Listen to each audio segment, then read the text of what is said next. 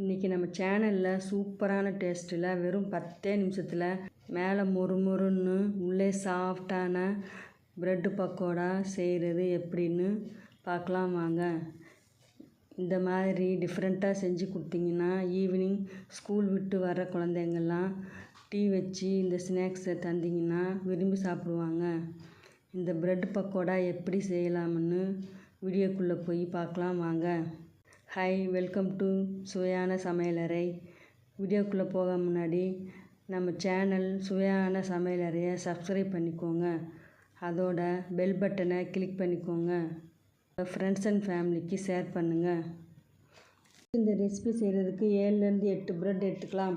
கடல மாவு 50 கிராம், பச்சரிசி 25 கிராம், ஒரு கொத்து கருவேப்பிலை, ஒரு கொத்து கொத்தமல்லி, 2 பெரிய வெங்காயம், சிறிதளவு சமையல் சோடா, பெருங்காயத்தூள், 2 பச்சை மிளகாய், உங்கள் தேவைக்கேற்ப மிளகாய்த்தூள், தேவையான அளவு உப்பு.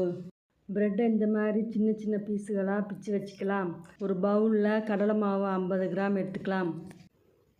அடுத்து வெட்டிய வெங்காயத்தை போட்டுக்கலாம்.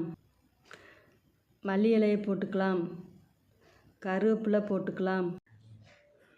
மிளகாய் போட்டுக்கலாம். தேவையான அளவு மிளகாய்த்தூள், 1 டீஸ்பூன் பெருங்காயத்தூள், 1 டீஸ்பூன் சோடா உப்பு, தேவையான அளவு உப்பு, கொஞ்சம் சீரகம், கொஞ்சம் சோம்பு. இந்த பொருளை எல்லாம் சேர்த்து மாவை கொஞ்சம் கொஞ்சமாக தண்ணீர் ஊற்றி கலக்கலாம். மாவு இந்த பதத்தில் இருக்கணும். ஏற்கனவே நம்ம சின்ன சின்ன பீஸாக பிச்சு வச்சுருந்த ப்ரெட்டை போட்டு கலக்கலாம்.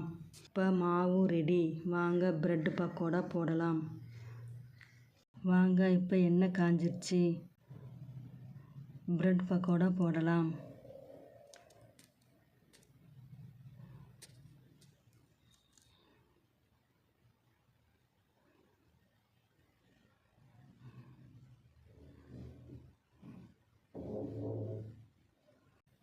இப்போ கோல்டன் கலரில் வந்துடுச்சு. நம்ம ப்ரெட் பக்கோடாவை எடுத்துடலாம்.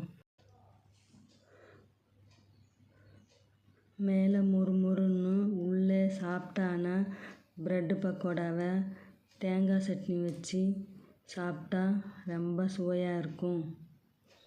நீங்களும் இதே மாதிரி ப்ரெட்டு பக்கோடா செஞ்சு பாருங்கள். தேங்க்யூ.